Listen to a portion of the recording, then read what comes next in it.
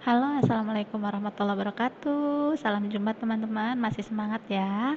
Kita hari ini bertemu pada pertemuan ketiga untuk mata kuliah struktur data. Apa aja yang kita bahas pada pertemuan ini? Pada pertemuan ini kita akan membahas tentang record dan linked list ya. Nantinya teman-teman bisa diharapkan untuk mengetahui apa itu record, ya, apa itu linked list dan juga bagaimana konsep dari record dan linked list ini gitu ya. Oke, nah sebagai awal ini teman-teman pasti masih ingat ya dengan yang namanya variabel ya. Variabel itu kan ada yang variabel statis dan ada variabel yang dinamis. Nah, ini variabel itu berhubungan dengan data yang disimpan ya. Jadi ada datanya dan ada tempat penyimpanannya gitu ya. Jadi di sini suatu perubahan yang berfungsi untuk mengolah data dalam jumlah yang banyak ya, itu biasanya juga diperlukan tempat yang lumayan besar ya dan kecepatan akses ya, terutama jika program itu setelah di running atau telah dieksekusi gitu ya.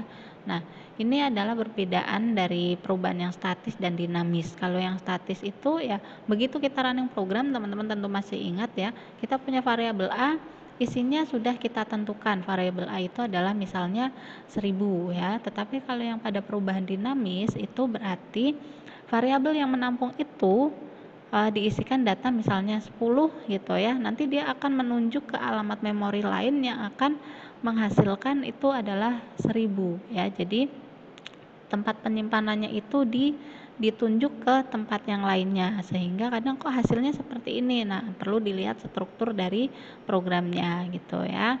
Nah, kemudian ada namanya record. Record itu seperti teman-teman tahu di pendahuluan pertemuan yang lalu ya, di bagian sebelumnya kita membahas tentang array atau larik ya.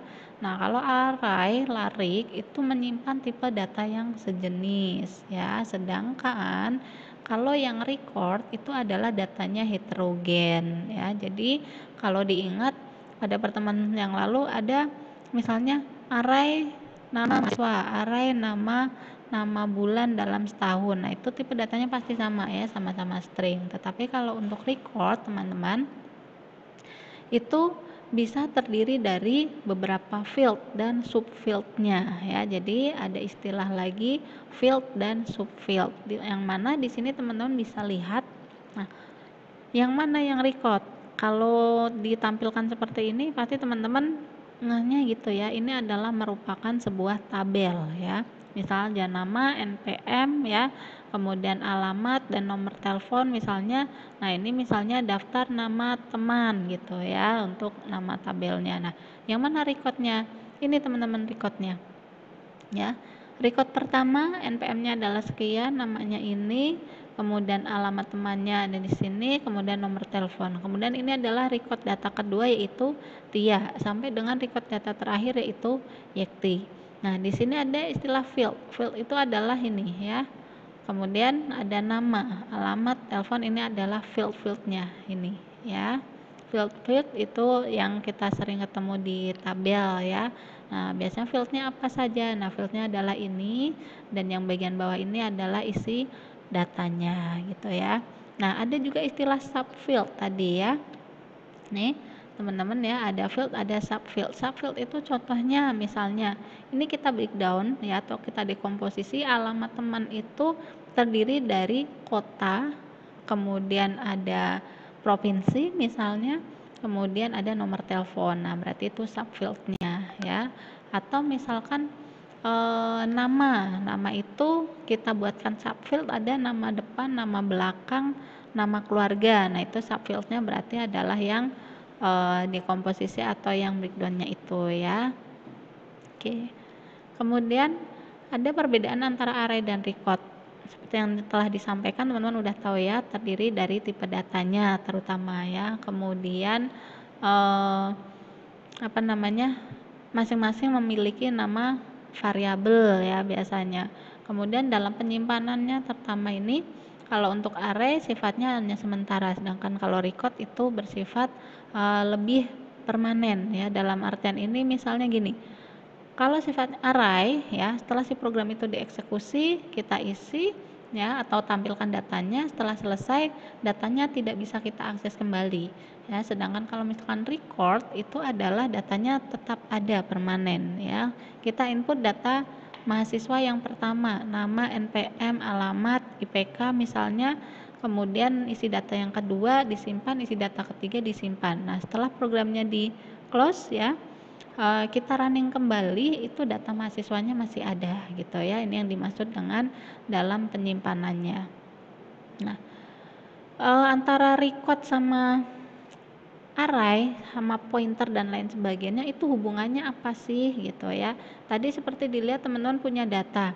Nah, record ini berbeda dengan array teman-teman. Kalau array disimpan sesuai dengan urutan maksud dan keluarnya, tapi kalau record itu meskipun secara visual kita lihat tampilannya itu urut, ya, namun sebenarnya dalam penyimpanan memori komputernya itu dia disimpan di alamat-alamat yang berbeda. Nah, di sini dalam record itu dia tampilannya tetap urut, namun dalam pembacaan atau penyimpanannya ke memori itu sebenarnya tidak berurut, ya.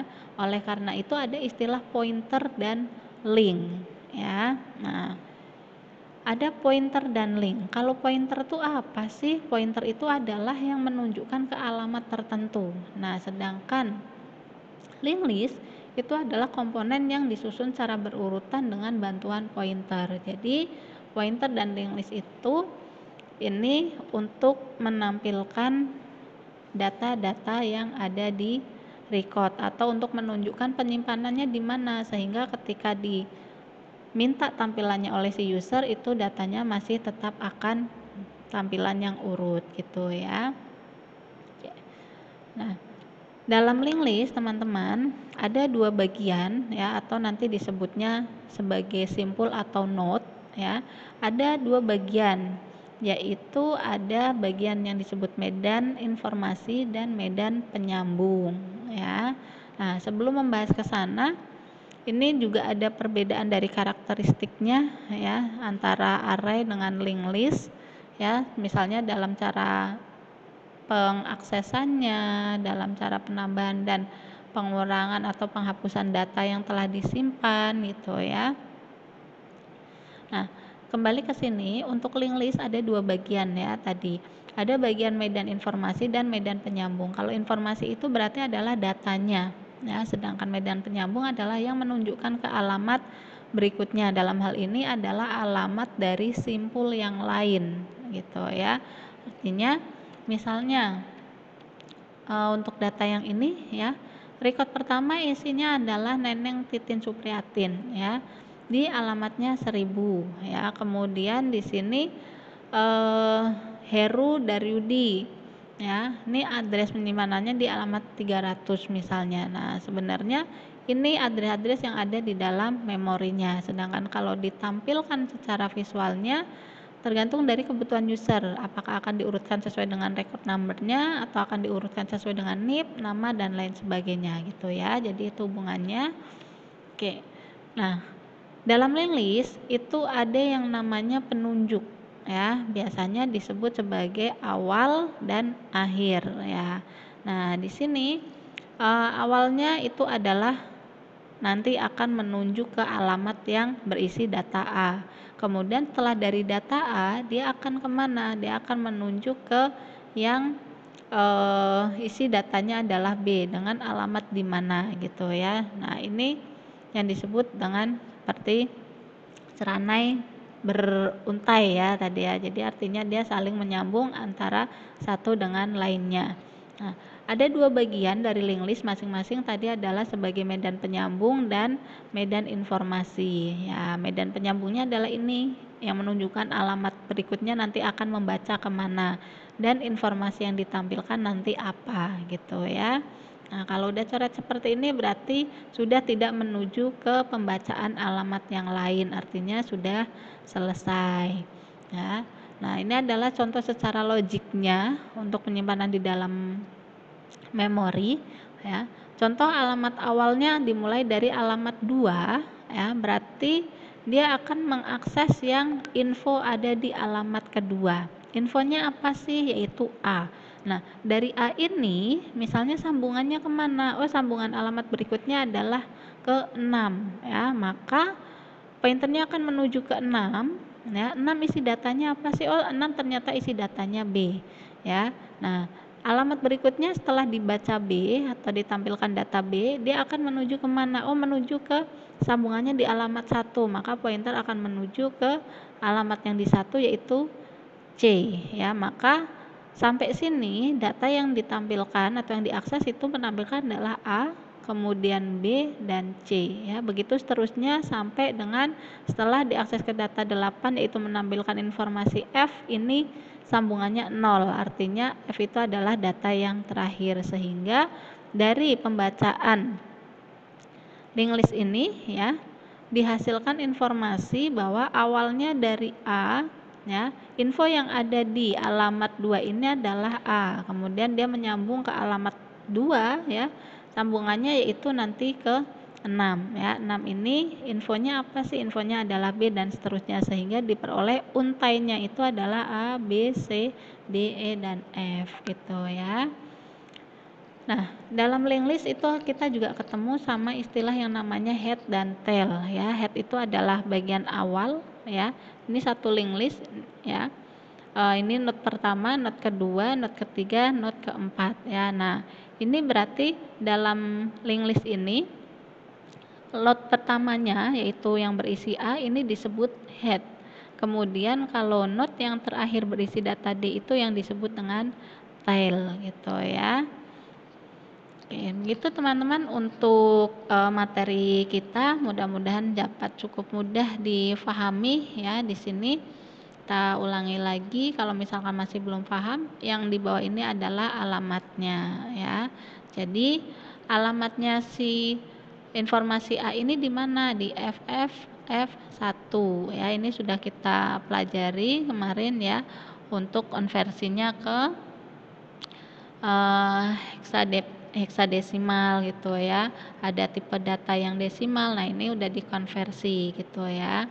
Nah, sini alamatnya boleh ditulis di bawah atau teman-teman bisa di sini juga boleh. Jadi setelah ini kemana? Oh, FFF2 berarti di sini FFF2 sehingga dia nanti membacanya adalah B. Nah, yang FFF3 berarti di sini FFF3 selanjutnya oh isinya adalah C gitu ya, dan seterusnya. Cukup mudah materi kita ya teman-teman, mudah-mudahan bisa difahami. Terima kasih atas perhatiannya. Assalamualaikum warahmatullahi wabarakatuh.